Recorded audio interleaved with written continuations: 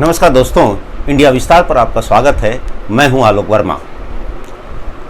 सुशांत सिंह की आत्महत्या ने न जाने कितने सवाल छोड़ रखे हैं। कुछ सवाल जरूर पुलिस सुलझा रही होगी, लेकिन कुछ सवाल उसकी सर्किल के लोग और समाज को भी सुलझाना होगा।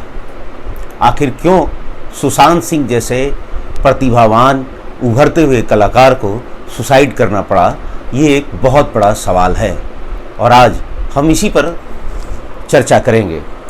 सुसाइड की चर्चा शुरू करने से पहले मैं आपको कुछ आंकड़े बताना चाहता हूँ।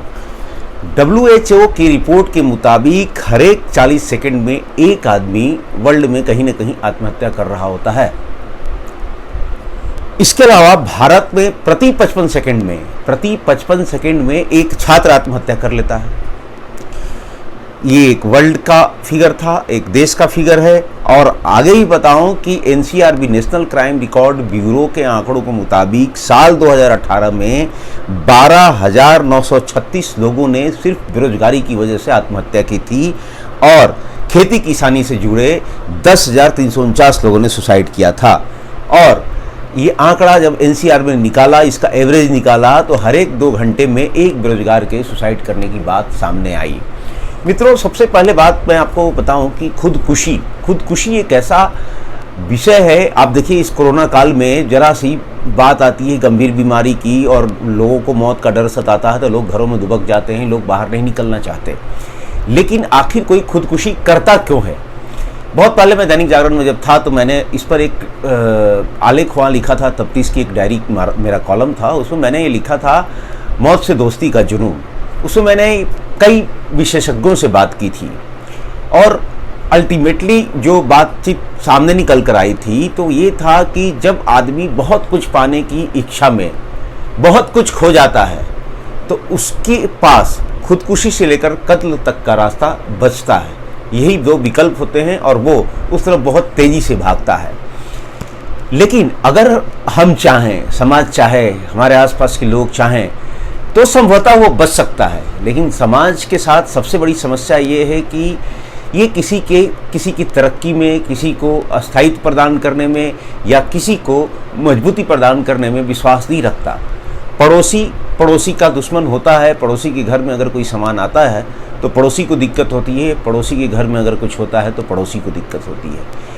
ये एक ऐसी सामाजिक संरचना में हम बंध चुके हैं जहाँ हम 2 और 2 का गणित ही भूल चुके हैं।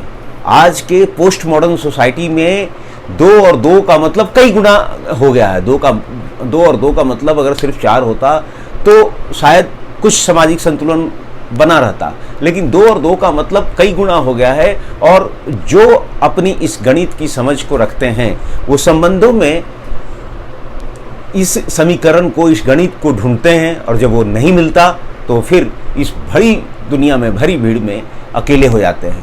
रास्ता बचता है तो सिर्फ अपने आप को ख़त्म करने का। लेकिन क्या ये हल है? क्या ये सही है? अब दोस्तों, किसी के खुदकुशी कर लेने के बाद आप चाहे किसी को कुछ भी कहते रहिए, बोलते रहिए कि फलां के प्रोवोकेशन से हुआ होगा, फलां ने गलती की होगी, फलां ऐसे उसके साथ करता था।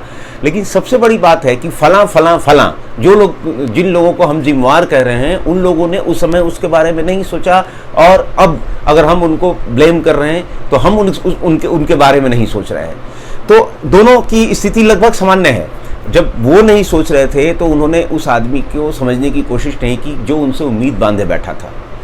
और अब जब हम ब्लेम कर रहे हैं तो हम ये समझने की कोशिश नहीं कर रहे हैं कि वो आदमी जिसके लिए हम ये बातें कह रहे हैं वो जा चुका है। और मैं दोस्तों एक बात बताऊं, बहुत लंबे अरसे तक क्राइम की इन्वेस्टिगेशन, क्राइम की कवरेज करने की वजह से मुझे ये बहुत भली भांति पता है। शायद आपने भी कभी नहीं सुना होगा कि आत्महत्या के लिए उकसाने के मामले में किसी को सजा हुई होगी। अव्वल तो इसका इन्वेस्टिगेशन इतना हार्ड होता है कि किसी जांच अधिकारी के लिए ये तय कर पाना कि किसके उकसाने से, अगर सुसाइड नोट नहीं मिला है तो खासकर किसके उकसाने से किसी ने आत्महत्या की, एक बहुत ही मुश्किल सवाल होता है। और उसका जवाब पाने में जांच अधिकारी चाहे जितनी मेहनत कर ले, कम से कम कानून की अदालत तक उसका जवाब जाकर ठहर नहीं पाता। यही वजह है कि गोपाल कांडा जैसे लोग आत्महत्या के उकसाने के लिए मामले में जेल तो गए लेकिन बाहर भी आ गए। ऐसे ही कई उदाहरण हैं जिसमें आप देखेंगे कि ऐसा नहीं होता कि आत्महत्या के मामले में सज़ा मिल गई हो या कानून बहुत ज़्यादा सख्त हो। इसलिए रास्ता हमारे पास क्या बचता है? रास्ता हमारे पास सिर्फ सामाजिक परिवेश है, सामाजिक संतुलन है, सामाजिक अभियान है जो एक व्यक्ति को बचा सकता है खुद को मारने से। मुझे जो विशेषज्ञों से बातचीत करने से मालूम चला था कि आत्महत्या के पहले का वो 30 सेकंड होता है जिसमें आदमी, अगर कोई मिल जाए उसको, अगर कोई उसके दुख को बांटने वाला मिल जाए, अगर वो किसी से शेयर कर ले, तो आत्महत्या के 90% मामले, 99% मामले हम रोक सकते हैं। यही वजह है कि मैं आज इस चर्चा पर बैठा और मैंने बार बार इस बात पर जोर दिया है कि अपने आसपास, अपने समाज, अपने दोस्त, अपने मित्र, अपने परिवार के लोगों को जानने की कोशिश कीजिए। आखिर उनके मन में चल क्या रहा है, आखिर वो चाहते क्या हैं।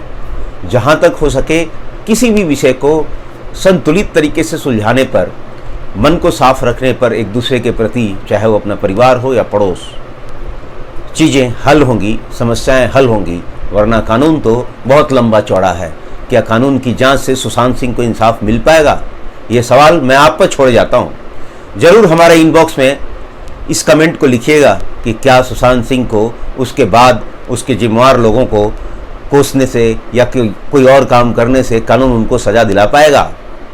और हाँ, इंडिया विस्तार को लाइक, सब्सक्राइब करना मत छोड़िएगा और नोटिफिकेशन बेल भी ज़रूर दबाइएगा। फिर अगली बार किसी और मुद्दे पर, तब तक के लिए नमस्कार।